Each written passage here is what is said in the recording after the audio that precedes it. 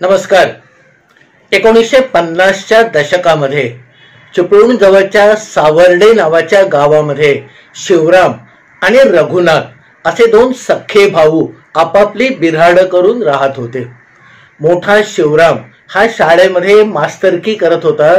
सावर्ड्याच्या प्राथमिक शाळेमध्ये शिक्षकी पेशा पत्करून त्याने आपली उपजीविका सुरू केलेली होती आणि धाकटा रघुनाथ हा त्याच गावामध्ये तलाठ्याचं काम करत होता. शिवराम आणि रघुनाथ या दोघांच्या मध्ये जवळजवळ 2-2.5 वर्षाचं अंतर होतं आणि 1954-55 सालाच्या दरम्यान त्या दोघांनीही आपली तिशी नुकतीच पार केलेली होती.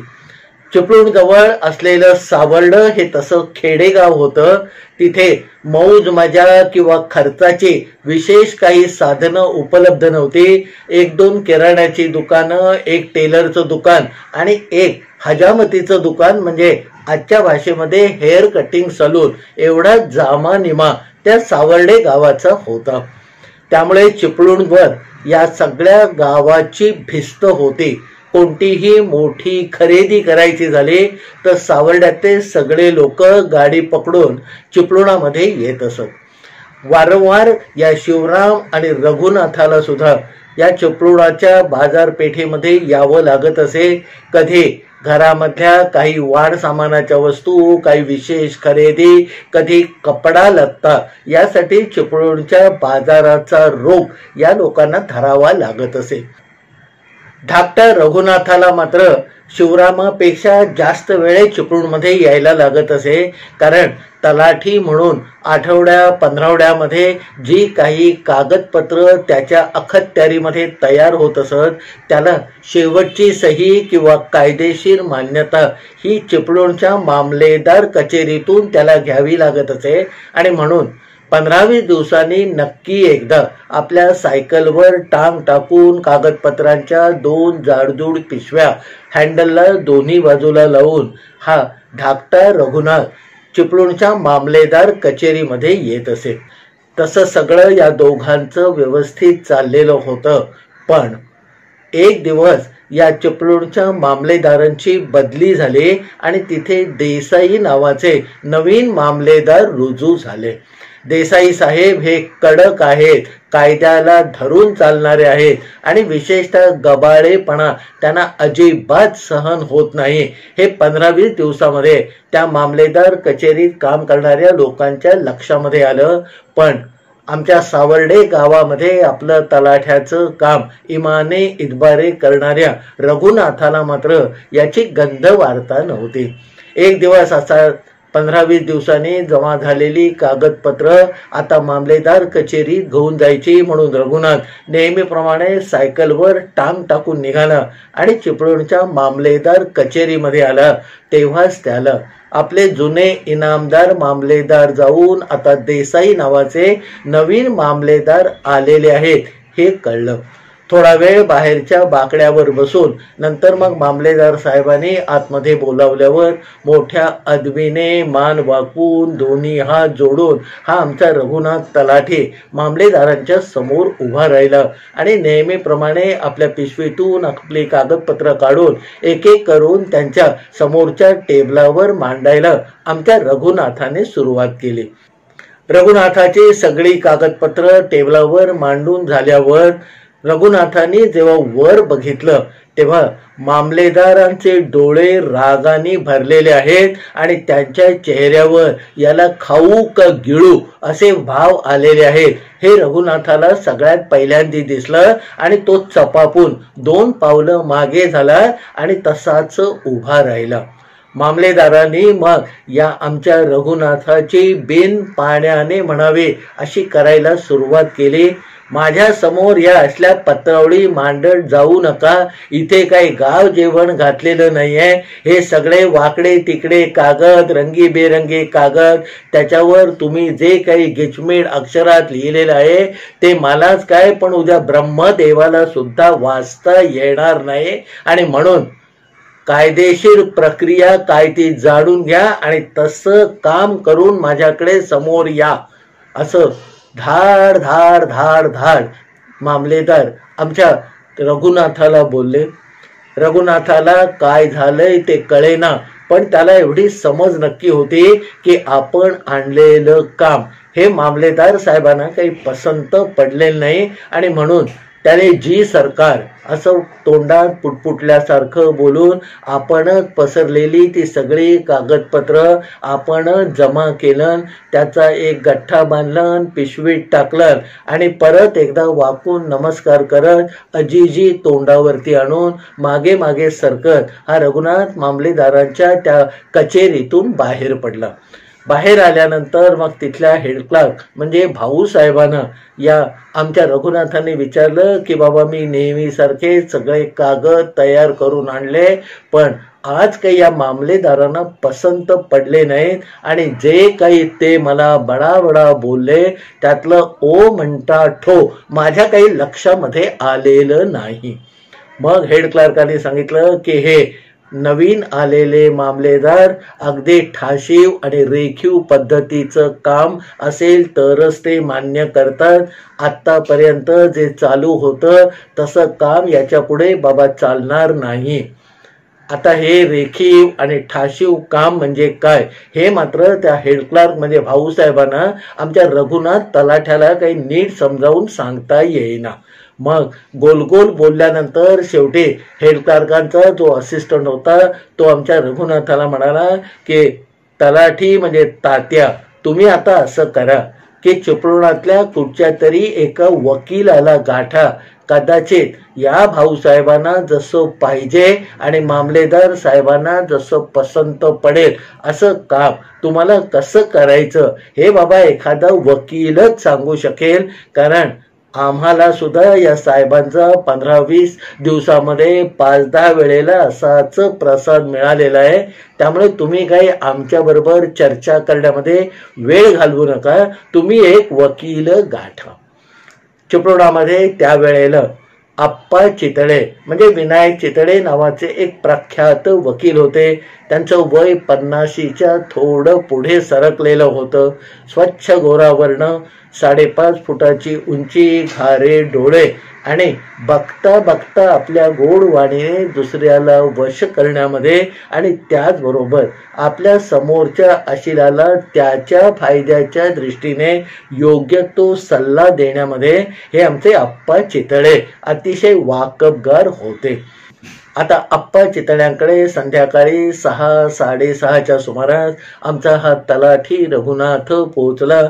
आता तलाठ्याला आपल्याकडे आलेलं बघून नेहमीप्रमाणे हा अशील आहे, यांच्या भावाभावांच्या जमिनीच्या भानगडी असतील, कोणी कोणावर कज्जे केलेले असतील आणि मग कंटाळून आता हा रघुनाथ आपल्याकडे आलेला असेल अशा एकंदर आविर्भावामध्ये किंवा विचाराने आप्पा चितळ्याने आधी या रघुनाथाला फैलावर घेतला की बाबा तुझं काय काम आहे आणि तुला किती फी परवडणार आहे ते मला सांग. उगाच वायफळ चर्चा करायला आणि वाया दळवडायला माझ्याकडे काही वेळ नाहीये. सकाळी मामलेदारांनी झाड झाडला होता. संध्याकाळी आप्पा चितळेने अशी फैर झाडल्यावर आजचा आपला दिवस काही खरा नाही असं कुठेतरी या रघुनाथाला वाटलं. पण आता आपण आलोच आहोत, ते काम केल्याशिवाय जाणं काही योग्य नाही असं म्हणून मग त्याने सकाळी मामलेदार कचेरीत झालेला सगळा प्रकार आप्पा चितळ्यांच्या कानावर घातला. जसं जसं आप्पा चितळे हे सगळं ऐकत होते तसं तसं मगाशी रागाने उडणाऱ्या त्यांच्या शिरा हळूहळू शांत होत गेल्या आणि मग एक मिस्किल असे भाव आप्पा चितळ्यांच्या चेहऱ्यावर दिसायला लागले. आणि ते भाव बघितल्यानंतर आता आपल्याला समजुतीच्या 4 गोष्टी ऐकायला मिळतील असं आमच्या रघुनाथाला कुठेतरी वाटायला लागलं. आप्पा चितळ्याने मग सांगितलं की बाबा हे बघ, मागचे मामलेदार इनामदार होते, ते कुणाचंही कुठचंही काम नुसतं कायद्याला धरून असेल तर ते चालवून घेत असत, पण हे देसाई नवीन मामलेदार आलेले आहेत, त्यांना बाबा सगळं काम रकान्यामध्ये लागतं. आता सकाळी भाऊसाहेबांनी सांगितलं होतं की ठाशीव आणि रेखीव लागतं, आत्ता आप्पा चितळे सांगतायत की सगळं यांना रकान्यात लागतं, म्हणजे नक्की काय लागतं असे अनेकानेक प्रश्न रघुनाथाच्या मनामध्ये सैरभैर रघुनाथाला करायला लागले. मग आप्पा चितळे म्हणाले की रघुनाथा घाबरू नको, माझ्याकडे जर सरकारी 2-4 कागद किंवा नमुना दस्त असतील तर मी तुला काढून देतो. कधीतरी कोर्टाच्या किंवा मामलेदारांच्या कचेरीत जाऊन मी ते कागदपत्र आपल्या संग्रही असावेत म्हणून आणून ठेवत असतो. असं म्हणून आपल्या मागच्या कपाटामध्ये आप्पा चितळ्याने थोडा वेळ धुंडाळलं आणि मग अगदी चांगले छापील रकाने काढलेले वर खाली महाराष्ट्र शासनाची मुद्रा असलेले असे 5-50 कागद या आमच्या आप्पा चितळ्यांनी काढून रघुनाथाच्या समोर टाकले. मग रघुनाथानं सगळे रकाने समजावून दिले. त्यांनी सांगितलं की बाबा, आता तू एखादी कहाणी किंवा कथा लिहिल्यासारखं खाली लिहित असत, शेतकऱ्याचं नाव, त्याची जमीन खरीप, त्याची गायरान आहे का स्वतःची जमीन आहे. पण आता सरकारने या गोष्टीसाठी एक रकाना म्हणजे कॉलम ठेवलेला आहे आणि एका अर्थाने तुझं काम कमी झालेलं आहे. तुला फक्त त्याच्यामध्ये नावं आणि आकडे मात्र व्यवस्थित भरायचे. पुढचा अर्धा पाऊण तास मग आप्पा चितळे वकील या आमच्या रघुनाथ तलाठ्याला प्रत्येक दस्त म्हणजे प्रत्येक अर्ज नमुना हा कसा कसा भरायचा हे समजावून सांगत होते. एवढं झाल्यानंतर तुला सगळं समजलं असेल तेव्हा आता घरी जाऊन शांतपणे या जो काही तू वाकड्या तिकड्या पत्रावळी सारख्या कागदावर लिहिलंय ते या रकान्यामध्ये व्यवस्थित लिहून आण. तुझं झाल्यावर परत एकदा मला येऊन ते सगळं दाखव आणि मग तू बेलाशकपणे पुन्हा एकदा देसाई मामलेदारांच्या समोर उभं राहायला जा. असं देसाई मामलेदारांबद्दल थोडेसा आदर असणाऱ्या आप्पा चितळ्याने रघुनाथ तलाठ्याला सांगितलं. एवढं होईपर्यंत रात्रीचे 8-8:30 वाजले होते. आपल्या सायकलवर टांग टाकून पण खुश आज काहीतरी आपल्याला नवीन शिकायला मिळालं या बेहोशीमध्ये 10 मैल सायकल मारत आमचा रघुनाथ तलाठी चिपळुणापासून सावर्ड्यापर्यंत आपल्या घरी आला. दुसऱ्या दिवशी त्याने आप्पा चितळ्यांनी सांगितल्याप्रमाणे सगळे रकाने भरले आणि खरोखरच आप्पा म्हणाले त्याप्रमाणे हे काम पहिल्यापेक्षा खूपच सुटसुटीत झालेलं आहे असं कुठेतरी त्याला वाटलं. 2-3 दिवसांनी सगळं काम झाल्यावर मग हे त्याने परत नवीन जे दस्त बनवलेले होते ते दस्त घेऊन पुन्हा चिपळूण गाठलं आणि जाताना आप्पा चितळ्यांसाठी आपल्या घराच्या समोर असणाऱ्या शेवग्याच्या झाडाच्या भाराभर अशा शेंगा घेऊन तो आप्पा चितळ्यांकडे दाखल झाला. 9-9:15 वाजता आप्पा चितळे आपलं सकाळचं सगळं आणि उरकून बैठकीच्या खोलीमध्ये येऊन बसलेले होते. समोर आमचा रघुनाथ तलाठी हजर झाला. त्याची एकंदर चर्या बघून याला काम समजलेलं असावं असं आप्पा चितळ्यांना जाणवलं. आप्पा चितळ्यांनी त्याच्याकडचं बाड घेतलं आणि एकंदर सगळं व्यवस्थित भरलेलं बघून मग आप्पा सुद्धा खुश झाले की आपण 2 दिवसापूर्वी जी या तलाठ्यावर मेहनत घेतली त्याचा पुरेपूर फायदा किंवा उपयोग या तलाठ्याला झालेला आहे. त्याच्यानंतर मग शिवरामाला म्हणजे गावामध्ये मास्तरकी करणाऱ्या आपल्या भावाला घेऊन 1-2दा त्याने चिपळुणामध्ये मुद्दाम येऊन या आप्पा चितळ्यांची वकिलांची भेट घेतली होती. दोघेही भाऊ निरालस आहेत. त्यांना वाकडं तिकडं वागता येणार नाही. जे आहे ते मनातलं बोलून मोकळं होतात. हा त्यांचा स्वभाव आप्पा चितळ्यांनी जाणला आणि मग या दोघांचे म्हणजे शिवराम रघुनाथ आणि आप्पा चितळ्यांचे एक घनिष्ठ असे संबंध सुरू व्हायला तिथूनच सुरुवात झाली आणि पुढच्या 2.5-3 वर्षामध्ये मग कुटुंबातल्या एखाद्या माणसासारखा आदर सत्कार किंवा वागणूक या शिवराम आणि रघुनाथाला आप्पा चितळ्यांकडून मिळायला सुरुवात झाली. आप्पा चितळ्यांच्या मुलीच्या लग्नामध्ये मग शिवराम आणि आमच्या रघुनाथाने ढोर मेहनत म्हणावी अशी मेहनत केली. एकदा शिवरामाची आई अत्यवस्थ फार आजारी असताना आप्पा स्पेशल गाडी करून चिपळुणातून निघून सावर्ड्याला या शिवरामाच्या घरी त्याच्या आईला बघायला गेले होते. आणि केवळ सावर्ड नव्हे तर आसुर्ड सावर्ड या सगळ्या पंचक्रोशीमध्ये आप्पा चितळे शिवरामाकडे आले ही मोठी बाब पुढची 15-20 दिवस चर्चिली जात होती. आता आप्पा जेव्हा केव्हा वेळ असे आणि रघुनाथ त्यांना भेटायला जात असे तेव्हा मना मोकळ्या अशा गप्पा मारत शिवरामाची मास्तरकी, रघुनाथाचं तलाठ्याचं काम आणि आप्पा चितळ्यांचा वकिली व्यवसाय ही तिन्ही क्षेत्र एकमेकांपासून फार दूर असल्यामुळे आणि या तिघांच्याही गाठी आपापल्या क्षेत्रातले म्हणून काही खास अनुभव असल्यामुळे या तिघांच्या गप्पा एकदा सुरुवात झाली तर तास 2 तास सहज रंगत असत.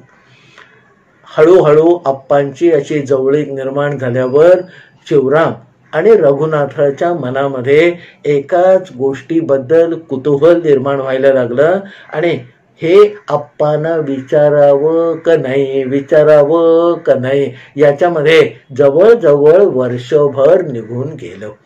आप्पांच्या हातामध्ये उजव्या हातामध्ये तेव्हा 2 लखलखीत सोन्याच्या अंगठ्या होत्या आणि त्या अंगठ्यामुळे आप्पांचा रुबाब अगदी द्विगुणित नाही तर शतगुणित होतो असं या शिवराम आणि रघुनाथाला राहून वाटत होतं. आणि आतापर्यंत केवळ लांबून बघितलेल्या आप्पांच्या हातातल्या त्या अंगठ्या आपल्याला जरा जवळून निरखून बघता येतील का? आप्पांना आपण शब्द टाकला तर ते मान्य करतील की रागवतील? या दोघ्यामध्ये हे दोघे भाऊ वर्षभर पडलेले होते. एक दिवस मग संधी साधून गप्पांचा असाच फड रंगलेला असताना आप्पांना त्यांच्या अंगठ्यांबद्दल विचारावं असं शिवरामाच्या मनामध्ये आलं. आणि मग त्याने आपल्या अंगातलं सगळं त्राण आणि बळ एकत्र करून आज या गोष्टीचा फैसला करूनच टाकायचा असं ठरवून मूडमध्ये असलेल्या आप्पांना आपल्या मनात इतकी वर्ष घोळणारा प्रश्न धाडकन विचारून टाकला. चाचरत शिवरामाने आप्पांना विचारलं की आप्पा, आम्हाला एक प्रश्न पडलेला आहे की तुमच्या हातामध्ये या ज्या 2 अंगठ्या आहेत आणि त्या तुम्हाला शोभून दिसतात, पण या अंगठ्या कशा आहेत त्या आम्हाला जरा बघायचं होतं हो. आप्पांनी हे ऐकल्याबरोबर आपल्या उजव्या हातातल्या 2 अंगठ्या डाव्या हाताने काढल्या आणि आपल्या समोरच्या टेबलावर ठेवून दिल्या. आप्पा इतका पटकन प्रतिसाद देतील असं समोर बसलेल्या रघुनाथाला किंवा शिवरामाला वाटलं नव्हतं. मग हळूहळू त्यांनी बारकाईने त्या अंगठ्यांचं निरीक्षण करायला सुरुवात केली. ते नुसतं निरीक्षण करताहेत आणि यांच्या मनामध्ये या अंगठ्या हाताळून किंवा हातात घेऊन बघायचंय हे समोरच्या आप्पा चितळ्यांना जाणवलं होतं. आणि म्हणून मग त्यांनी टेबलावर ठेवलेल्या त्या 2 अंगठ्या स्वतःच्या हाताने उचलून शिवरामाच्या हातात ठेवल्या आणि आता या शांतपणे तुला जशा बघायच्या तशा बघ असा एक इशारा केला. आप्पांचा हा इशारा झाल्यावर शिवराम आणि रघुनाथ दोघेही हरखून गेले. त्यांनी उलट सुलट करून त्या अंगठ्या बघितल्या आणि एखाद्या लहान मुलाने एखाद्या नवीन खेळण्याकडे बघावं अशा प्रकारे ते बराच वेळ त्या अंगठ्यांची बघत खेळत उलट्या सुलट्या करत होते. त्यांचं ते बघणं झाल्यावर मोठ्या समाधानाने मग रघुनाथाने त्या अंगठ्या या आमच्या आप्पा चितळ्यांना परत दिल्या. आप्पा चितळे त्या दिवशी भलतेच मूडमध्ये आलेले होते. त्याने आपल्या अंगठ्या परत आपल्या बोटामध्ये घालताना त्या अंगठ्यांची एक एक कहाणी सांगायला सुरुवात केली. मग ते म्हणाले की ही बाबा या पहिल्या बोटात घातलेली गुरुची अंगठी आहे असं म्हणतात. याच्यामध्ये हा जो पिवळा खडा आहे त्याला पुष्कराज खडा असं म्हणतात. माझ्या आजोबाने जवळजवळ 30-35 वर्षापूर्वी बक्कळ 200 रुपये मोजून हा खडा म्हणजे पुष्कराज घेतला होता आणि नंतर मग चिपळुणातल्या सोनाराकडून त्याला साजेशी अशी सोन्याची अंगठी बनवून घेतली. त्याच्यानंतर लहानपणी मी खूपच रागीट होतो.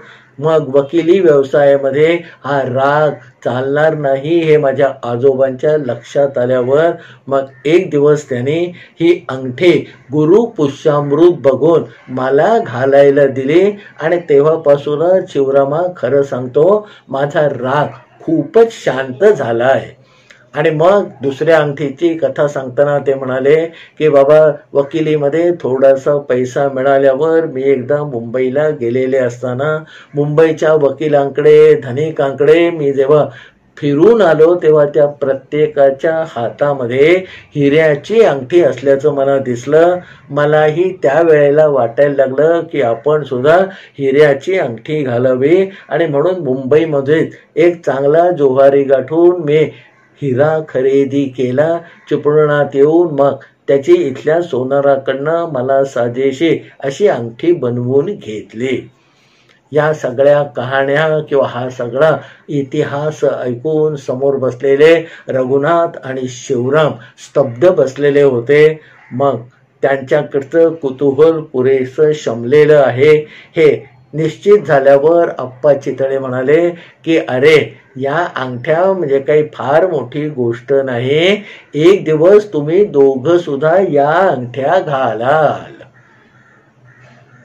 थोड्या वेळाने मग आप्पांचा निरोप घेऊन शिवराम आणि रघुनाथ निघाले. सायकली चालवत असताना रस्ता दामटत असताना त्यांच्या दोघांच्या मनामध्ये एकच विचार येत होता की आप्पांनी आपल्या मनामध्ये बरेच दिवस असलेला प्रश्न आज सुंदर रीतीने सुंदर उत्तर देऊन निकालात काढलेला आहे.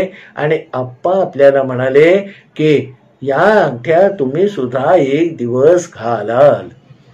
या प्रश्नाशी किंवा आप्पांच्या या वचनाशी किंवा म्हणण्याशी मात्र रघुनाथ आणि शिवराम दोघेही अडखळले ठेचकाळले मनातल्या मनात. कारण त्यांना माहित होतं की 25 आणि 27 रुपये पगार असणारे आपण दोघे जण आयुष्यात या अशा अंगठ्या आपल्या हातात कधी घातल्या जातील हे स्वप्नात सुद्धा बघणं म्हणजे तसं फार दुष्कर्म किंवा पापच आहे.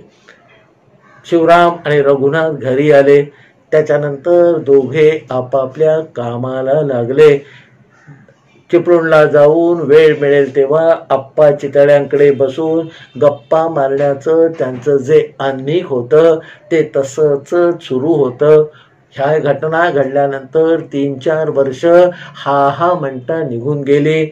1 वर्ष गणपती बसले, पितृ पंधरवडा गेला, नवरात्र गेली, दसरा गेला आणि त्या दिवशी म्हणजे दसरा गेल्यानंतर 4 दिवसांनी नेमकं एक दिवस आपल्या घरी अंथरुणावर पाठ टाकलेल्या शिवरामाला काही झोप लागेना.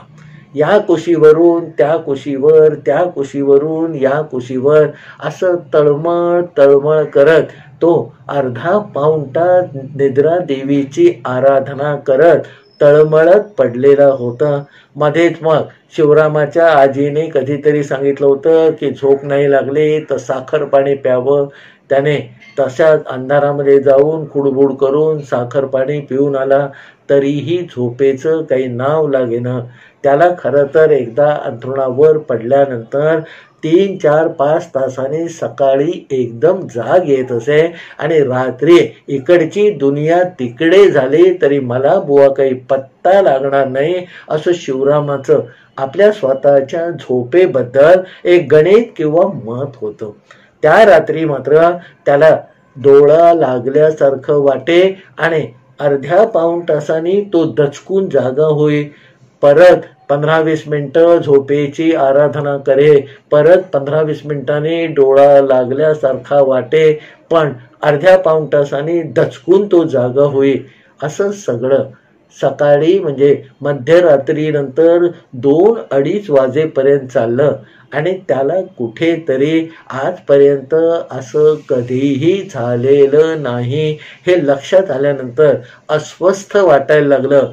आणि मग त्याने रात्रीच्या रात्री कपडे चढवले, आपली सायकल काढली आणि सायकलवर टांग टाकून तो सरळ आपल्या धाकट्या भावाकडे रघुनाथाकडे गेला.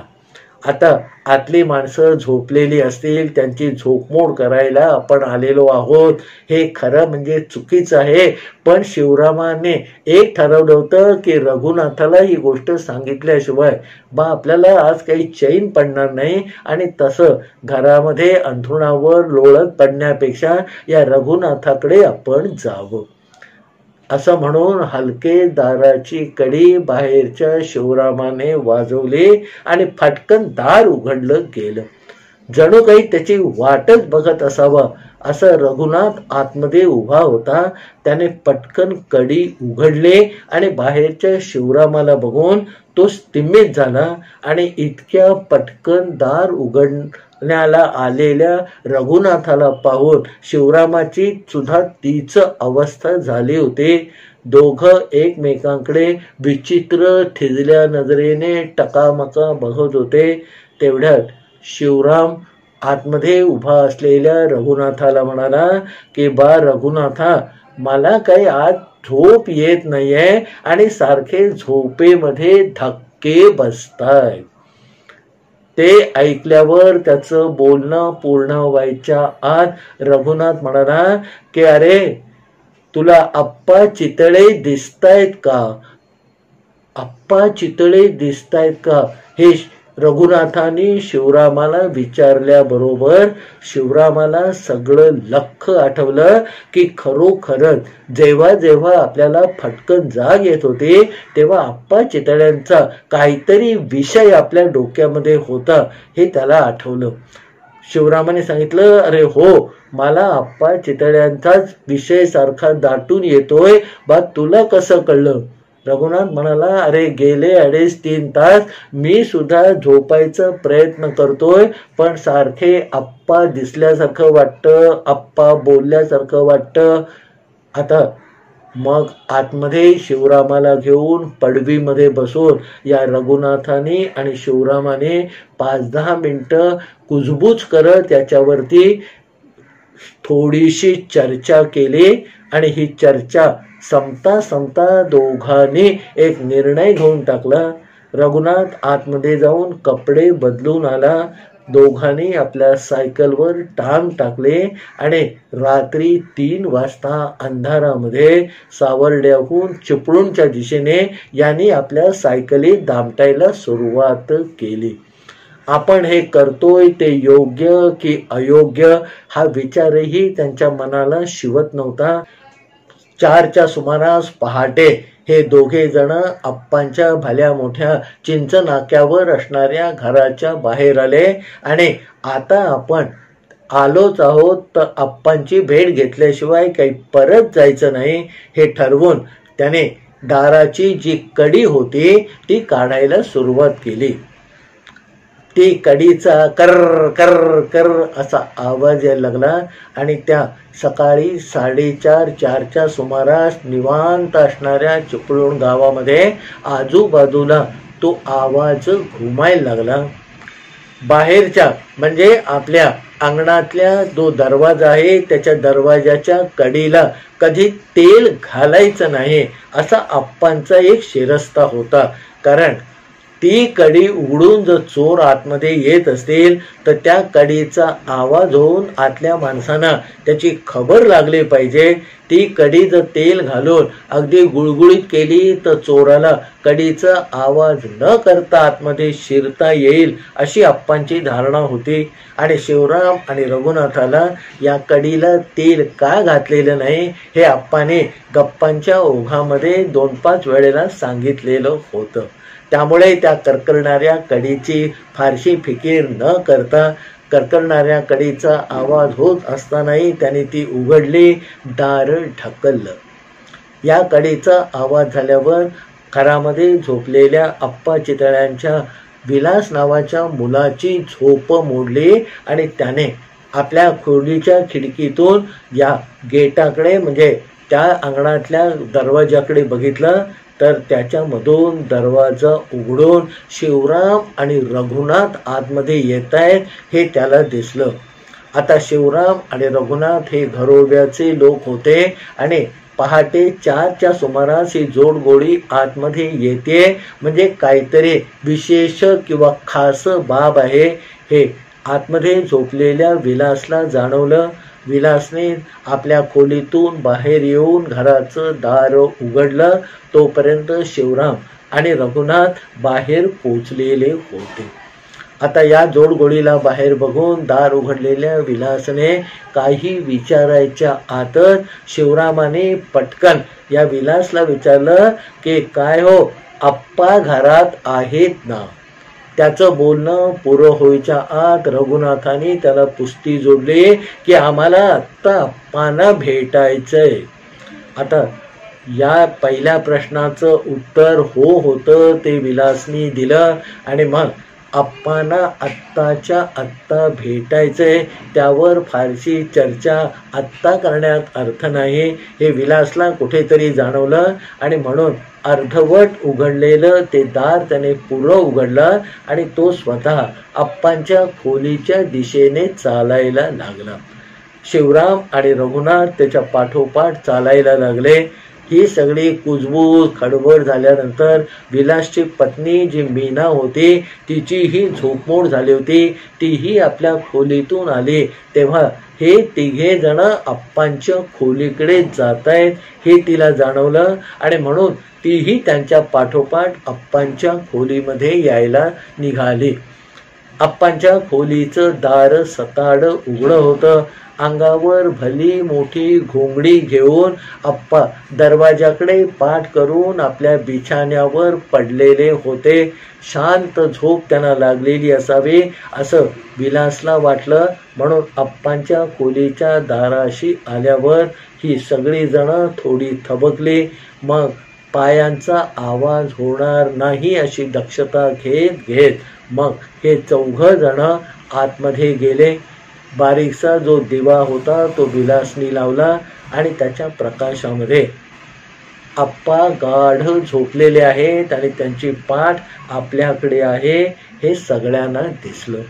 2 पावलं पुढे होऊन आता आप्पांना जाग करण्यासाठी विलास त्यांच्या बिछाण्याच्या जवळ पोहोचला आणि त्याच वेळेला आप्पांच्या बिछाण्याच्या शेजारी असणाऱ्या टेबलवर त्यांना रात्री लागलं तर पाण्यासाठी जो पाण्याचं तांब्या भांड होतं त्याच्या शेजारी आप्पांनी हातातल्या 2 अंगठ्या काढून टेबलावर ठेवल्याचं विलासच्या पत्नीला मीनाला जाणवलं आणि ती 1 मिनिट प्रश्नार्थक मुद्रेने त्यांच्याकडे बघायला लागली. कारण आजपर्यंत कधीही रात्री झोपताना किंवा आंघोळीला जाताना सुद्धा आप्पाने त्या अंगठ्या काढून ठेवल्याचं तिने बघितलं नव्हतं. ती चमकून विचार करेपर्यंत विलास आप्पांपर्यंत पोचला होता. 2-4 हळू हाका मारून मग जराशा मोठ्याने हाका मारून विलासने आप्पांना जाग करायचा प्रयत्न केला. आप्पा जागे होत नाहीत हे लक्षात आल्यावर मग विलास त्या बिछाण्यावर गेला आणि त्याने सरकन आप्पांच्या अंगावर घातलेल्या घोंगडीचं पांघरूण बाजूला केलं आणि सरकन आप्पांना खांद्याला धरून आपल्या बाजूला ओढलं. आता आप्पा नक्की जागे होतील हे विलासला माहीत होतं कारण आप्पा तसे झोपेचे फार पक्के आहेत. पण आपण जरासं हलवल्यानंतर आप्पा जागे होतील ही विलासला खात्री होती. आप्पा पूर्णपणे आपल्या पाठीवर छताकडे तोंड करून बिछाण्यावर पडले पण ते जागे काही झाले नाहीत आणि म्हणून पुन्हा एकदा विलासनी गदा गदा आप्पांना हलवलं. एवढं होईपर्यंत शिवराम आणि रघुनाथांनीही हा सगळा प्रकार बघितला. त्यांना वेगळी काहीतरी शंका आली आणि म्हणून एकाने अप्पांच्या उशागती आणि एकाने पायाच्या बाजूला जाऊन दोघांनी दुशीकडून या अप्पांना हलवायला सुरुवात केली आणि पुढच्या 2 मिनिटांमध्ये काय झालं असावं किंवा काय झालं आहे त्याची पुसटशी कल्पना या सगळ्या मंडळींना आले आणि विलासने टाहू फोडला. थोड्या वेळाने मग घरातले सगळे दिवे लावल्याने, अप्पांच्या तोंडावर पाणी मारल्याने, नाकाशी सूत धरलं, पण आता अप्पा आपल्यामध्ये नाहीत हे तोपर्यंत त्या 4ही लोकांना कळलेलं होतं. पुढची धावपळ करायची आता वेळ आलेली होती. सकाळ झुंजूमुंजू व्हायला लागलेलं होतं बाहेर आणि त्याच वेळेला त्या काढून ठेवलेल्या अंगठ्यांकडे विलासच्या पत्नीने म्हणजे मीनाने अंगुली निर्देश करून विलासचं लक्ष तिकडे वेधून घेतलं. विलास झटकन त्या अंगठ्यांच्या जवळ गेला तर पाण्याच्या तांब्याच्या खाली सरकवून ठेवलेला एक कागद विलासच्या नजरेला पडला. झराझरा तांब्या बाजूला करून विलासने तो कागद घेतला आणि त्याच्यावरचं लिहिलेलं वाचल्यावर त्याला वरपासून खालपर्यंत थरकाप व्हायला लागला. अप्पाने स्वतःच्या हस्ताक्षरामध्ये नीटनेटकेपणे लिहून ठेवलेलं होतं की थोड्याच वेळात शिवराम आणि रघुनाथ माझी चौकशी करायला येतील. त्यांना आल्यानंतर आधी माझ्या हातातल्या या 2 अंगठ्या द्या. शिवरामला पुष्कराजाची अंगठी आणि धाकट्या रघुनाथाला हिऱ्याची अंगठी द्यावी अशी माझी इच्छा आहे. आणि खाली अप्पाने आपली सही करून तारीख टाकलेली होती.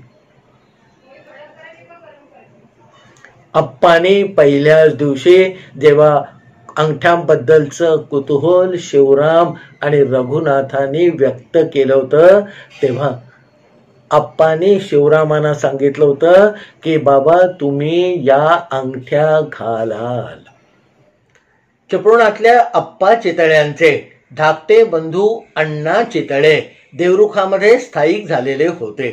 वाडवडिलांनी घेतलेली देवरुखच्या आसपासची शेतीवाडी म्हणजे जमीन आणि त्यामध्ये स्वतः भर घातलेली ह्या सगळ्या जमिनीचं देखभाल करणं आणि जोडीला थोडीशी सावकारी करणं याच्यावर देवरुखामध्ये या अण्णा चितळ्यांचं तसं व्यवस्थित चाललेलं होतं. पैशाला पैसा जोडत होते, एकराला एकर जोडत होते. पण त्याचबरोबर या अण्णा चितळ्यांचा स्वभाव इतका मोकळा, लोकाला योग्य ती मदत करणारा आणि फारशी हाव न धरणारा असल्यामुळे या अण्णा चितळ्यांबद्दल देवरुख किंवा पंचक्रोशीमध्ये कुणाच्याही मनामध्ये कसलाही आकस कधीही निर्माण झाला नव्हता. या उलट अण्णा चितळ्यांबद्दल देवरुखातले लोक त्यावेळेला म्हणत असत की अण्णांच्यावर सगळे देव एकदमच प्रसन्न झालेले आहे. असं हे सगळं व्यवस्थित चाललेलं असताना मार्गशीर्ष महिना उजाडला आणि मार्गशीर्ष महिने आपल्याला एकदा कोल्हापूर जवळच्या कागलला जाऊन यायचं आहे हे अण्णा चितळ्यांना आठवलं. त्यावेळेला कागल म्हणजे कोल्हापूरपर्यंत आधी प्रवास आणि तिथून नंतर छकडा, बैलगाडी, घोडागाडी जे काही मिळेल त्यांनी हे कागल त्यांना गाठायचं होतं. आणि म्हणून आपल्या घरी बसल्या बसल्या त्यांनी या सगळ्या प्रवासाची व्यवस्थित आखणी करायला सुरुवात केली. पुरेसे पैसे घेतले आणि कागलला जायचं त्यांचं जे कारण होतं ते म्हणजे त्यांचे जुने मित्र दत्ता मालपाणे यांच्या मुलाचं लग्न होतं. या मुलाच्या लग्नाला आपण नक्की येऊ असं एक प्रकारचं वचन हे दत्ता मालपाणे जेव्हा देवरुखामध्ये येऊन आपल्या मुलाच्या लग्नाचं बोलावणं दिवाळीनंतर काही दिवसांनी या अण्णा चितळ्यांना करून गेले होते तेव्हा अण्णाने हा शब्द या दत्ता मालपाणीनं दिलेला होता.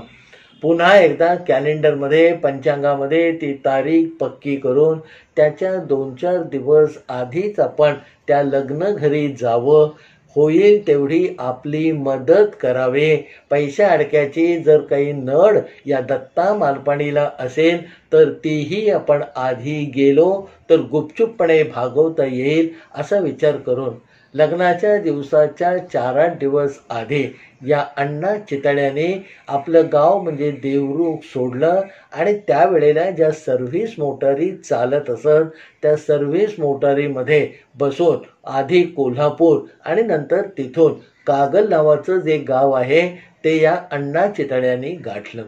दत्ता मालपाणींना अण्णा चितळे येणार याची खात्री होती, पण ते प्रत्यक्ष आल्यानंतर खऱ्या अर्थाने त्यांचा आनंद गगनामध्ये मावेनासा झालेला होता.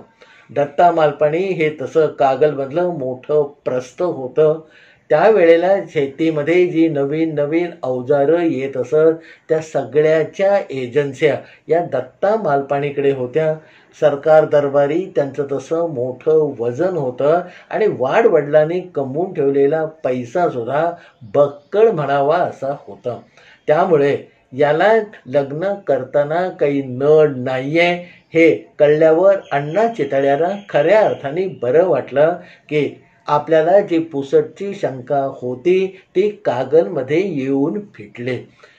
कागलमध्ये आलेल्या अण्णा चितळ्यांचं मग तिथल्या गावातल्या आणि विशेषतः दत्ता मालपाणीतल्या घरातल्या लोकांनी सगळ्या प्रकारचं कौतुक पुरवायला सुरुवात केली. अण्णा तुम्हाला हे आवडेल, अण्णा तुम्ही तिथे जाऊन या, अण्णा तुम्ही असं करून बघा, असं सगळेजण या अण्णांच्या भोवती मालपाणी कुटुंबीय फेर धरून लग्नाच्या दिवसापर्यंत फेर धरून राहिलेले होते. लग्नाचा दिवस उजाडला. मुलाचं लग्न यथासांग पार पडलं. त्याच्यानंतर आणखीन 2 दिवस गेले आणि मग अण्णांनी एक दिवस दत्ता मालपाणींना सांगितलं की बाबा 10 दिवसाच्या वर आता तुझ्या घरी मी पाहुणचार घेतलेला आहे, त्याने तू तृप्त झाला असेल असं मला वाटतं आणि म्हणून उद्या सकाळी मी आता परत देवरुखाला जातो. अण्णा देवरुखाला जातो म्हटल्यावर या दत्ता मालपाण्यांचा चेहरा नाही म्हटलं तरी थोडासा खजील झाला. अजून 2-4 दिवस अण्णांनी राहायला पाहिजे असं दत्ता मालपाणीला वाटत होतं आणि तसंच घरातल्या सगळ्या लोकांचंही मत होतं. पण या अण्णांना थांबवायसाठी नक्की कोणता अडसर घालावा हे मात्र दत्ता मालपाणीला काही सुचत नव्हतं. जरा विचार करता पुढच्या 2-4 मिनिटांमध्ये पटकन या दत्ता मालपाणीला एक बाब सुचले की आत्ता मार्गशीर्ष महिना सुरू आहे आणि नेमकी 4 दिवसावर मार्गशीर्ष पौर्णिमा आहे. त्यावेळेला कागल आणि कोल्हापुरातल्या इतर काही गावामधून या मार्गशीर्ष महिन्यामध्ये त्या देवीच्या पालख्या निघत असत आणि त्या कोल्हापूर दरबारी येऊन दाखल होत असत. कोल्हापूरच्या राजवाड्यामध्ये त्यांचं पूजन होत असे आणि तिथून मग अंबाबाईचं दर्शन घेऊन ही आलेली पालखी परत आपल्या गावाला जात असे.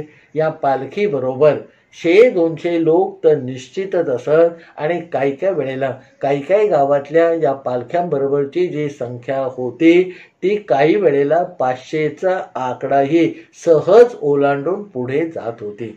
अशा या पालख्या मार्गशीर्ष पौर्णिमेपर्यंत रोज निघून या कोल्हापुरामध्ये दाखल होत होत्या.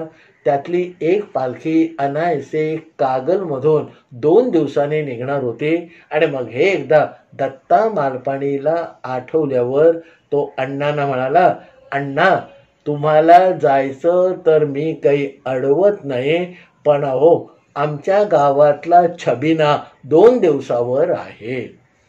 आता छबिना हा जो शब्द आहे त्याचा कोकणामध्ये अर्थ वेगळा आहे आणि कोल्हापुराच्या परिसरामध्ये 55-57 सालाच्या दरम्यान त्याचा अर्थ काहीसा वेगळा होता. आमच्या कोकणामध्ये छबिना म्हणजे गावाची पालखी जी घरोघरी नाचवली जाते, तिथे भजन पूजन कीर्तन होतं, तो म्हणजे छबिना.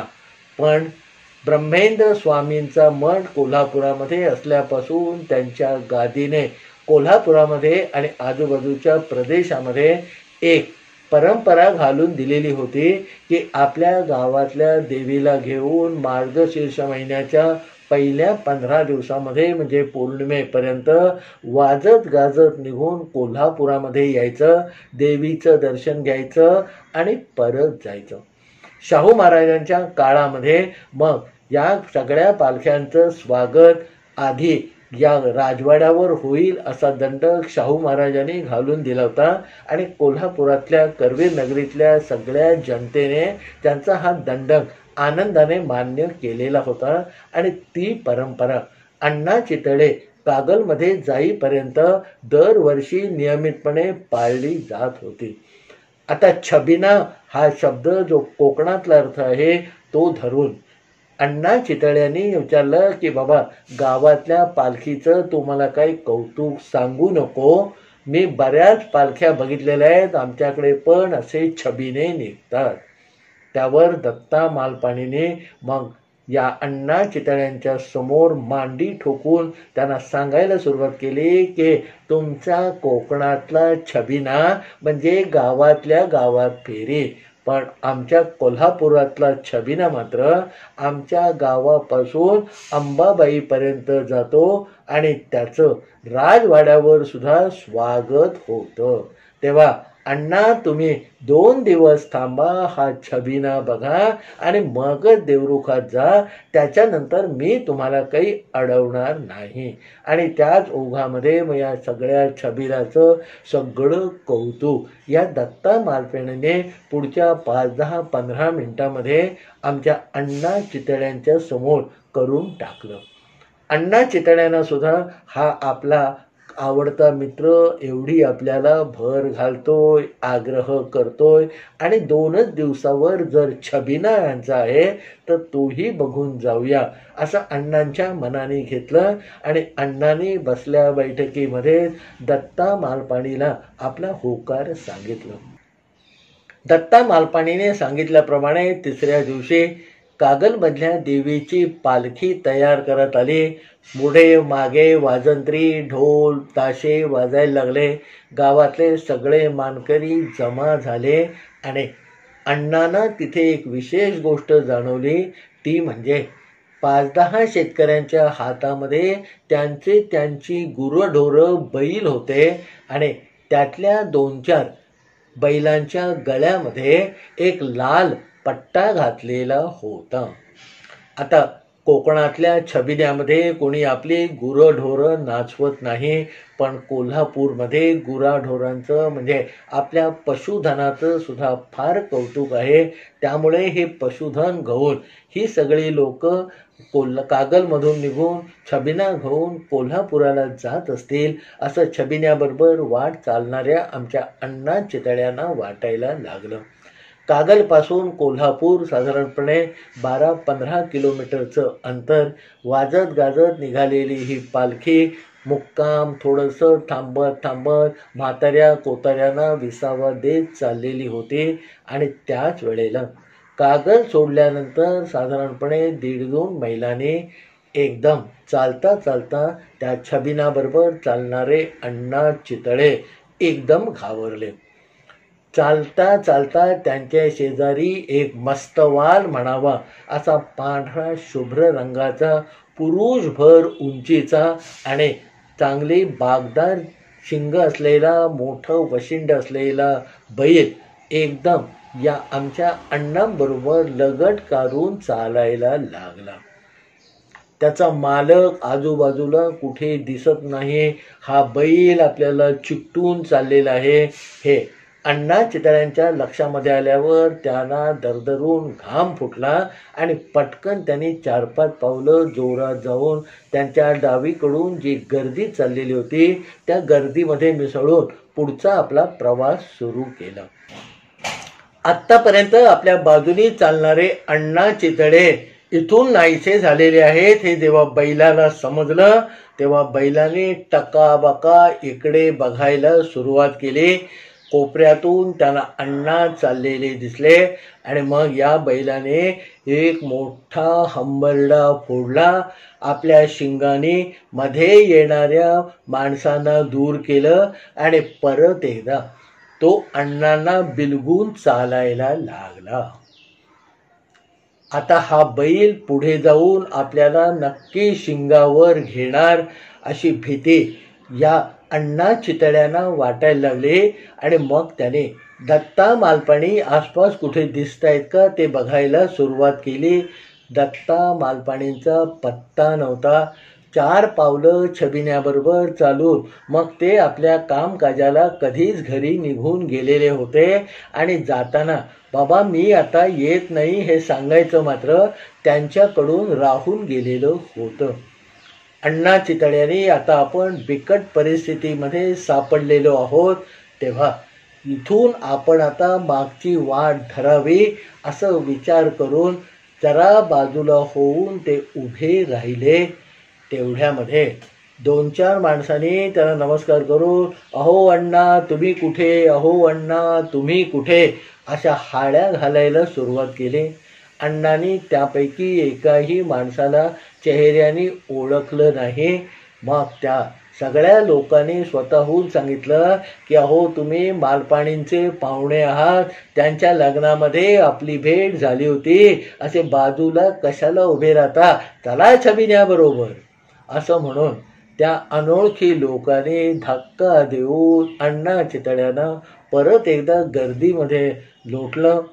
गर्दीमध्ये लोटल्या गेल्याबरोबर अण्णांना 5 पावलं झाल्यावर परत जाणवलं की तो बैल, मस्तवान बैल आपल्याला लपटून लपटून चाललेला आहे.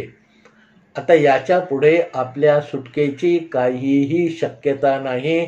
आपण बाजूला होऊन मागच्या मागे फिरायचा केलेला विचारही या सगळ्या लोकांनी मोडून काढलेला आहे.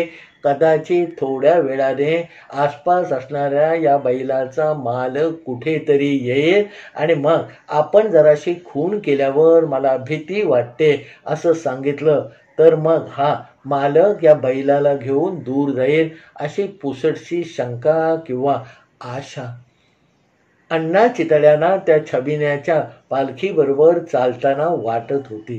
टाळ मृदुंगाचा गजर चाललेला होता, देवीचा जय जयकार चाललेला होता, पण बाहेरचा जेवढा आवाज होता त्याच्या कितीतरी पट वेगाने किंवा मोठ्या आवाजाने अण्णा चितळ्यांचं हृदय धडधडत होतं. चालता चालता मग एकदा कोल्हापूर शहर आलं, त्याच्यातला राजवाडा आला. राजवाड्यामध्ये या कागलहून आलेल्या पालखीचं स्वागत झालं.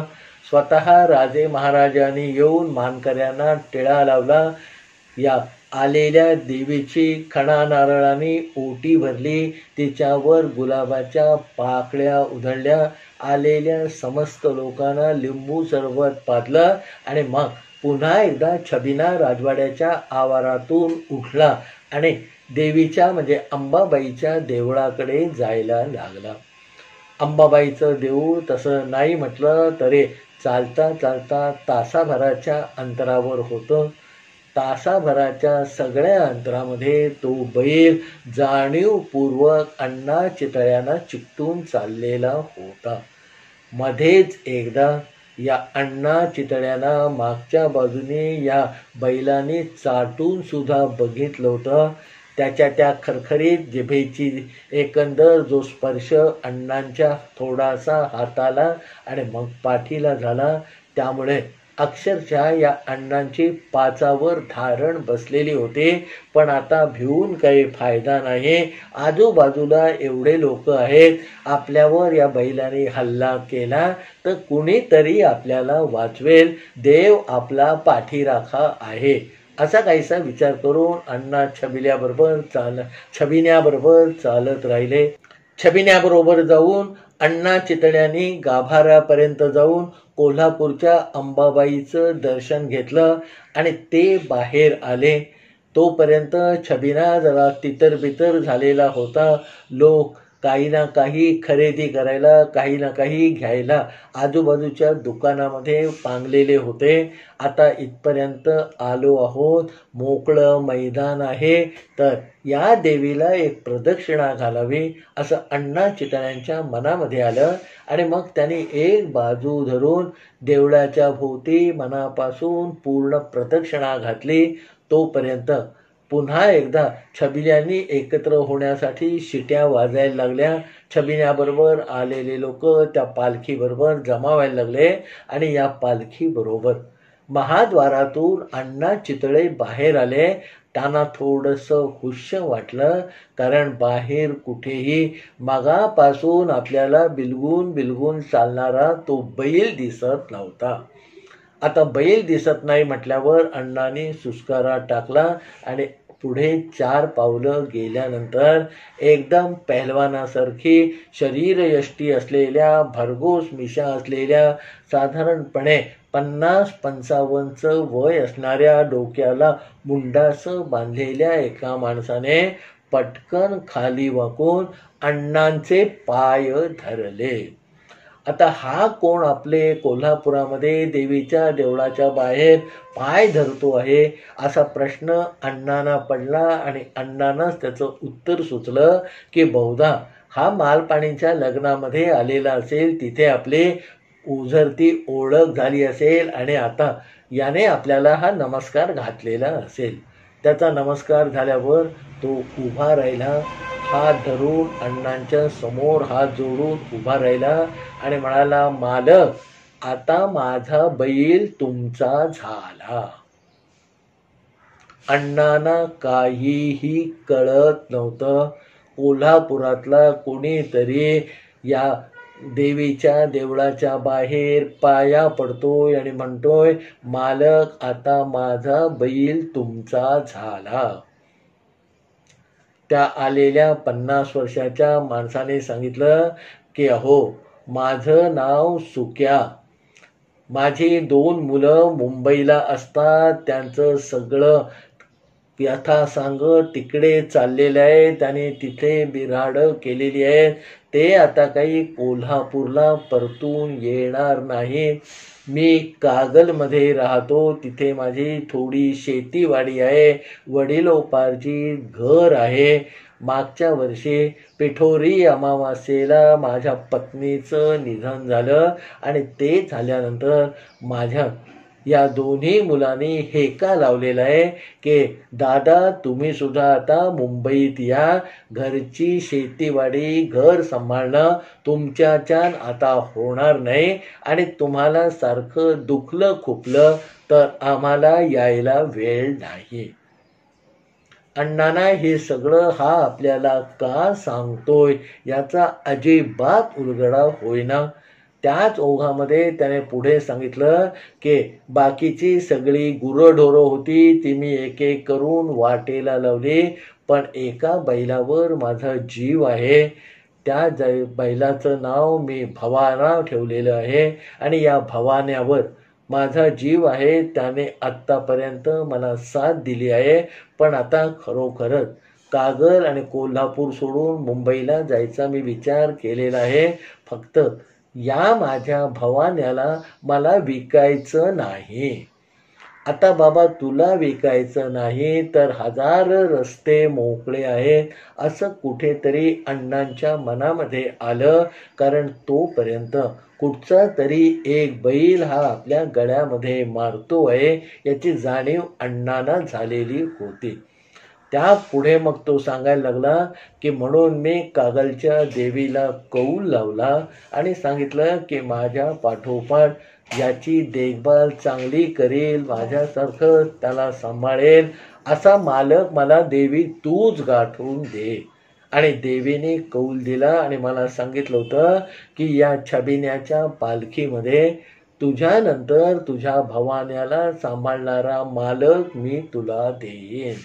आणि मी सकाळी छबिना सुरू झाल्यापासून बघतोय ते माझं जनावर सारखं तुमच्या बिलगतीने चाललेलं आहे. तुमच्या जवळजवळ ते अंग घासतं आहे आणि म्हणून देवीने दिलेला कौल मला पटलेला आहे. तेव्हा मागच्या चौकामध्ये जरा या, तिथे 2 लाडू आपल्या बैलाला भरवून मी तो बैल तुमच्या स्वाधीन करतो.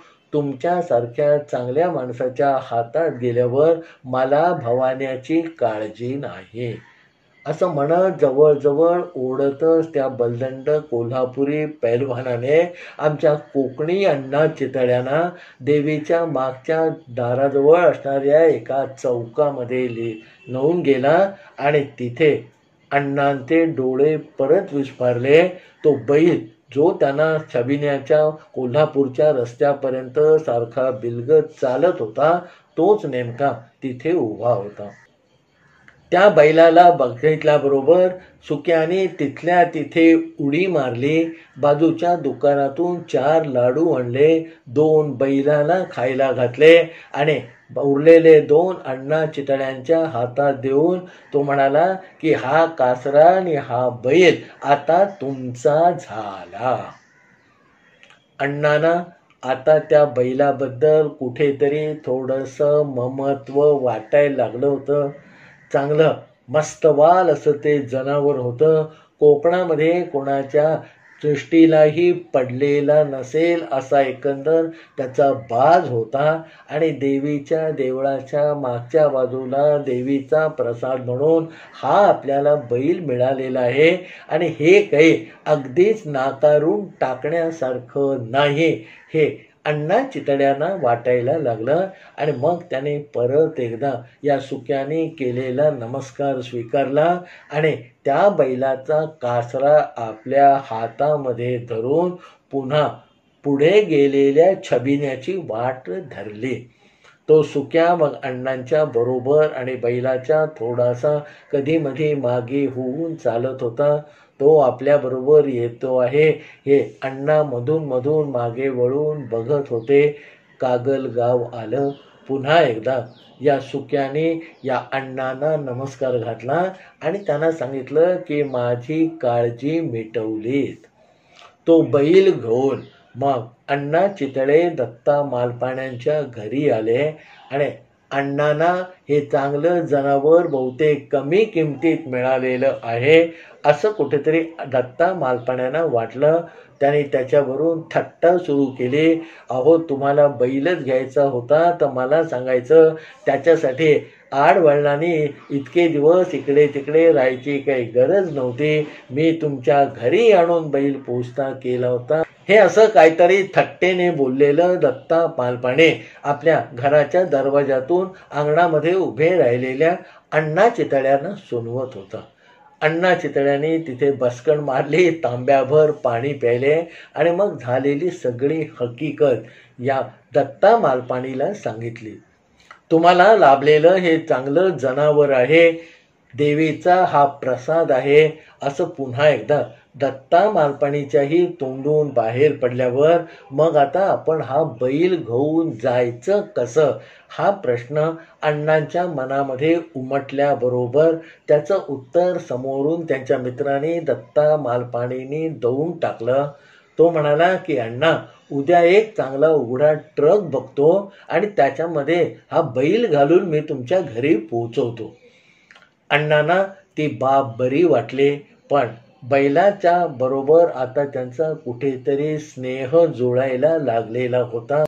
त्या जुळलेल्या स्नेहाचा पहिला हुंकार म्हणून अण्णांनी दत्ता मालपाणीला विचारलं की काय रे बाबा, त्याच माल मोटारीमध्ये मला बसून जाता येईल का?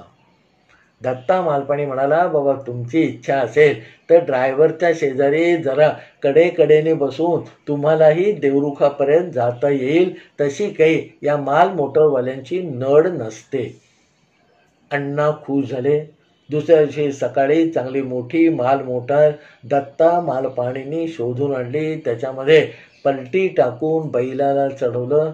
अण्णा आपल्या पिशव्या आणि बॅगा घेऊन ड्रायव्हर आणि क्लीनर व्यापून जी जागा उरलेली होती त्याच्यामध्ये ड्रायव्हरच्या केबिनमध्ये कसे बसले माल मोटार तिथून सुटली आणि थेट देवरुखामध्ये येऊन थांबली.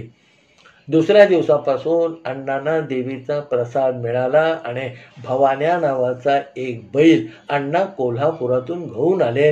ही बातमी देवरुखामध्ये जशी जशी पसरायला लागली तशी तशी मोठ्या कौतुकाने अण्णांचं हे नवीन जनावर बघायला लोकांनी गर्दी करायला सुरुवात केली. तो बैल खरोखरच सालस होता. कोणाला शिंग उगारून दाखवण्याचं कारण त्याला पडलं नाही आणि आलेल्या गेलेल्या प्रत्येक माणसाबरोबर अण्णांबरोबर असलेली आपली सलगी हा बैल काही ना काही उचापती करून दाखवतच असे.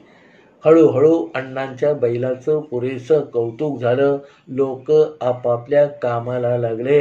अण्णांकडे आधीचे 15-20 गुरं होती, त्याच्यामध्ये आणखीन एकाची भर पडली.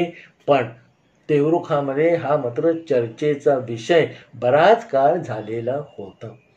काही दिवस गेले, जेमतेम वर्ष उलटलं आणि अचानक अण्णा चितळ्यांना चिपळुणातून आलेली एक धक्कादायक बातमी समजली. त्यांचे मोठे भाऊ आप्पा चितळे निवर्तल्याची ती बातमी होती. लगोलग अण्णा, त्यांचा परिवार आणि देवरुखातले आणि पंचक्रोशीतले 5-25 लोक जे अण्णांना आणि त्यांच्या चिपळुणामध्ये असलेल्या भावाला म्हणजे आप्पा चितळ्यांना ओळखत होते, ते माल मोटारीमध्ये, सर्व्हिस मोटारीमध्ये बसले आणि त्यांनी तडक चिपळूण गाठलं. चिपळूण गाठल्यावर अण्णांनी आणि बरोबर आलेल्या सगळ्या लोकांनी आप्पा चितळ्यांचं अंतिम दर्शन घेतलं.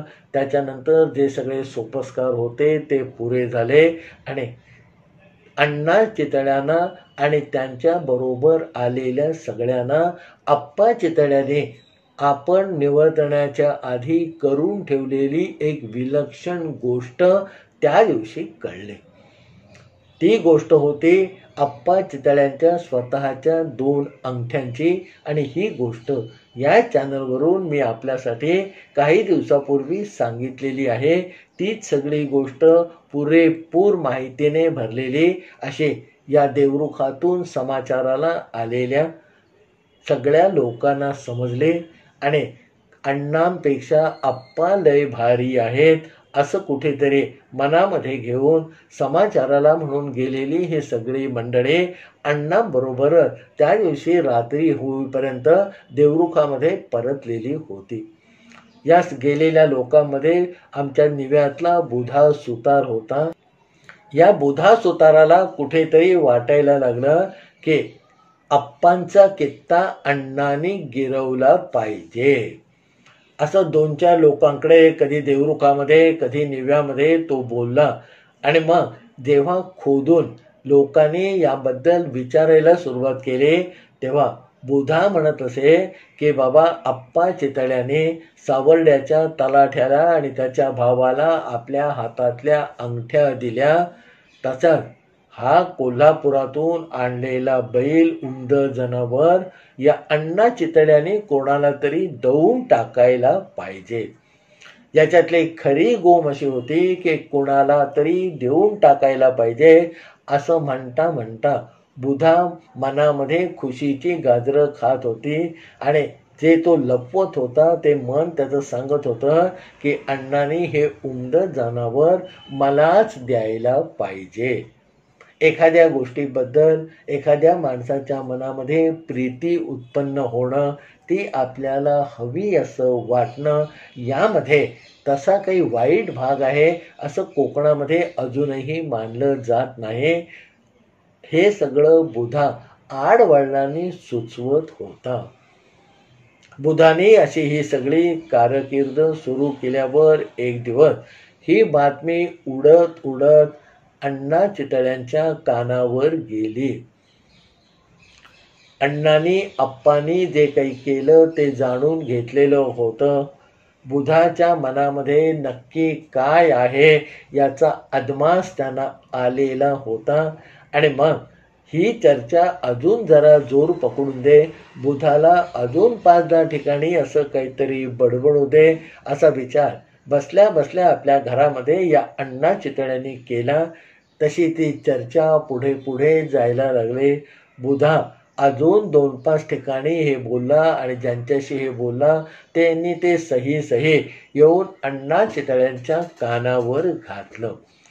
अण्णा चितळ्यांना पुढच्या 8-10 दिवसामध्ये एक अदमास आला की बुधा असं बोलतो आहे, याला या गावामध्ये निदान 5-10 लोक तरी पक्के साक्षीदार आहेत आणि त्यामुळे उद्या जर आपण बुधाला विचारलं तर तो नाही म्हणाला.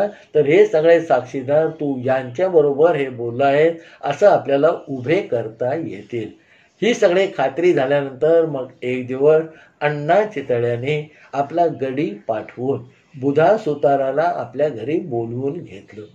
बुधा सुतार हा देवरूख आणि पंचक्रोशीमध्ये नामवंत किंवा कसबी कारागीर म्हणून एकच सुतारकाम करणारा माणूस होता. आणि अण्णा चितळ्यांकडून लगबगीचं बोलावणं आल्यावर बुधाला वाटलं की या अण्णांकडे आता काहीतरी सुतारकाम काढलेलं आहे, तेव्हा ही संधी आपल्याला चांगली आहे. अण्णा पैशामध्ये कधी खळखळ करत नसत, तेव्हा अण्णांकडचं काम म्हणजे लागलेली लॉटरीच आहे असं काहीतरी या आमच्या बुधाला वाटलं. आणि बुधा दुसऱ्या दिवशी सकाळी 9:15च्या सुमारास अण्णा चितळ्यांच्या घरी दाखल झाला. अण्णा चितळे नुकतीच पूजा अर्चा करून बायकोने दिलेला चहापीठ पडवीमध्ये बसलेले होते. बुधा समोरून आल्यानंतर अण्णांनी पंचानी आपलं तोंड पुसलं, कप बाजूला ठेवला आणि समोर असलेल्या घडबंचीवर म्हणजे एक प्रकारची जी बाकासारखी बैठक असते त्या बैठकीवर बसायला बुधाला सांगितलं. अण्णांनी जरा हाशूस केलं.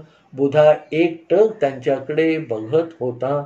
आणि मग आता नक्की कुठे काय मोडलेलं आहे, दार निकळलेलं आहे की खिडकी पडलेली आहे, अशी आपली नजर त्या घरामध्ये फिरवत आपल्याला कुठे काम करायचं याचा अदमास किंवा अंदाज येतो का असं बुधा सुतार आपल्या नजरेने तयार करत होता. अण्णाने 2-4-5 मिनिटं जाऊन गेली आणि मग एकदम थोडंसं रागे भरल्यासारखं, थोडंसं खवळल्यासारखं करत अण्णा समोर बसलेल्या बुधाला म्हणाले की बा बुधा, तू भारी माझ्या जीवावर उठलायस रे. समोर बसलेला बुधा चपापला. त्याला पटकन काय आपण बोलावं ते कळेना. अण्णाने थेट त्याला विचारलं होतं की बाबा, तू माझ्या जीवावर का उठला आहे. समोर तत पप करणाऱ्या या बुधा सुताराला मग अण्णांनी थोडा दमामध्ये घेतला आणि त्याला विचारलं की काय रे बुधा, तू गावामध्ये सगळीकडे सांगत फिरतोय की मी आप्पा चितळ्यांचा कित्ता गिरवायला हवा, म्हणजे मी मरताना हा बैल तुला देऊन टाकायला हवा असंच तुला म्हणायचंय ना. बुधाला ही आपण कानोकानी केलेली चर्चा अण्णा चितळ्यांपर्यंत पोहोचलेली आहे. त्याचा योग्य किंवा फार उलटा अर्थ अण्णा चितळ्यांनी लावलेला आहे आणि आपल्याला आज घरातून बोलवून ते फैलावर घेतायत या सगळ्याचा अंदाज आला. मग बुधा तत पप करतच अण्णांना म्हणाला की अण्णा, असं काही मनात आणू नका, मी गमतीत बोललो. त्यावरही अण्णांचा राग काही शांत होत नव्हता. ते त्याला घालून पाडून बोलतच होते. बुधा 5-10 मिनिटं हे सगळं ऐकून घेत राहिला. अण्णांचा राग कुठेतरी शांत झाला. मग त्याने त्याला निरोप देऊन टाकला. आता कोकणातल्या भाषेमध्ये म्हणायचं तर झक मारली आणि आपण हे असं काहीतरी बडबडलो असं अण्णांच्या घरातून आपल्या घरी येणाऱ्या आमच्या बुधा सुताराला वाटत होतं. आपण फार मोठी चूक केली. अण्णांना आता सगळं जग मोकळं आहे हे सगळं आपल्याबद्दल बाहेर सांगायला आणि आपणच ज्यांना सांगितलं ते लोक पण पुढे येऊन सांगायला काही कमी करणार नाही की हा बुधा असं बोलला आहे. असे मनामध्ये अनंत प्रकारचे विचार करत येत हा बुधा सुतार घरी पोचला. तोपर्यंत त्याचं सगळं अंग घामाने डबडबलेलं होतं. दुपारच्या वेळेला घामाने डबडबलेला हा बुधा आपल्या घरामध्ये निमूटपणे शिरला. आपल्या बायकोने वाढलेला भाकर तुकडा त्याने खाल्ला आणि मग ओटीवर येऊन एक सतरंजी टाकून त्याच्यावर त्याने आपलं अंग टाकून दिलं. किती वेळ गेला याची शुद्ध या बुधाला नव्हती. तो उठेपर्यंत संध्याकाळ झालेली होती. संध्याकाळचा चहा तिथेच पिऊन परत भाकर तुकडा खाऊन परत एकदा अंथरुणावर त्याने अंग टाकलं. आपलं अंग आता दुखायला लागलेलं आहे. उद्यापासून आपल्याला भयंकर काहीतरी समोर येणाऱ्या गोष्टींना तोंड द्यायचं आहे. हे सगळं बुधाला मनातल्या मनामध्ये वाटायला लागलं आणि रात्री कुशीवरून त्या कुशीवर करता करता पटकन त्याला झोप लागली. सकाळी तो उठला. मकालचं सगळं अन्य करून आपल्या सुतार कामाला आता परत आपल्याला लागायला पाहिजे. शक्य ते लवकर अण्णांच्या मनातलं आणि गावाच्या मध्ये पसरलेलं हे कुभांड दूर व्हावं अशी प्रार्थना करत करतच तो बाहेर पडणार. एवढ्यात समोरून येणारे अण्णा त्याला दिसले. अण्णांनी आपला पिच्छा सोडलेला नाही. काल घरी आपल्याला पुरेसं सुनावलेलं आहे. आता आपल्या बायकोच्या देखत आणि मुलांच्या देखत हे आपला तमाशा करणार हे बुधाला जाणवलं आणि मटकन तो अंगणामध्ये तिथेच खाली बसला.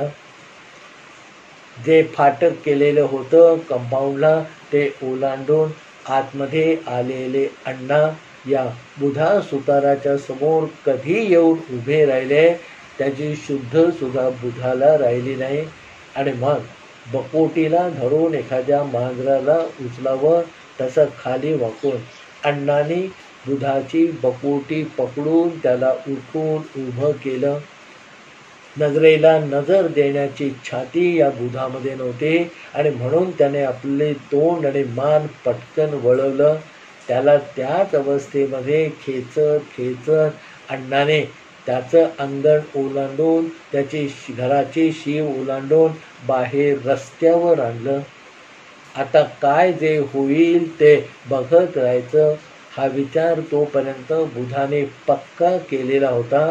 आणि मग त्याने मागे वळवलेलं तोंड आपल्या दुसऱ्या हाताने सरळ करत अण्णा पटकन बुधाला म्हणाले, हे बघ काय आहे. अण्णांनी लावलेला जोर आणि बुधाने नाखुशीने का होईना वळवलेलं तोंड अण्णांच्या समोर आलं आणि अण्णांच्या पाठीमागे उभा असलेला कागलहून आणलेला बैल बुधाच्या डोळ्यासमोर आलं. अण्णाने फारसा वेळ न घेता या बुधाला सांगून टाकलं की बाबा बुधा, देवाचा माझ्याकडे हा प्रसाद आलेला आहे. आधीच माझ्या घरामध्ये पुरेशी गुरंढोरं आहेत आणि मला असं वाटतं की सबन देवरूपामध्ये तुलाच या बैलाची खरी गरज आहे.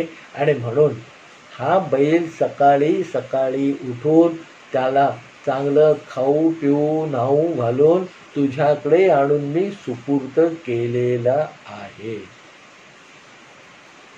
अण्णांबद्दल आता आपण काय बोलावं असं कुठेतरी बुधाला झालं. पटकन तो अण्णांच्या पायावर पडून हमसून हमसून रडायला लागला. त्याला उठवत अण्णा म्हणाले, अरे बैल घेताना लाडू घेतात ते मेल्या कुठे आहेत. बुधा मेल्याहून मेल्यासारख्या अवस्थेमध्ये त्यांच्या समोर उभा राहिला होता. मला बैल घेतल्याचंच माहीत नाही तर लाडूची काय गोष्ट करता अण्णा, असे काहीतरी विचार या बुधाच्या मनामध्ये चालू होते. तोच आपल्याजवळ असलेल्या पिशवीतून लाडवाची पुडी काढून ती बुधाच्या हातामध्ये देत अण्णा म्हणाले, आधी बैलाला खाऊ घाल, मग 2 तू घरात ने, 1 मला परत दे. बुधाने अण्णांनी सांगितलं तसंच सगळं केलं आणि कुठच्या तरी एका मोठ्या समाधानाच्या लाटेवर स्वार होत अण्णा आपल्या घरी परत आले. सत्य हे कल्पनेपेक्षा अद्भुत असतं. हा माझा जो ठाम विश्वास आहे त्या विश्वासाला बळकटी देणारी आप्पा चितळ्यांच्या पाठोपाठ अण्णा चितळ्यांनी तशीच घडवून आणलेली ही एक सत्य कथा. या सत्यकथेबद्दल आपल्याला जे काही वाटतं ते खालच्या कॉमेंट बॉक्समध्ये प्रतिक्रियांच्या रूपाने लिहून जरूर माझ्यापर्यंत पाठवा. आपल्याकडून आलेल्या प्रत्येक प्रतिक्रियेचं माझ्याकडून स्वागतच आहे.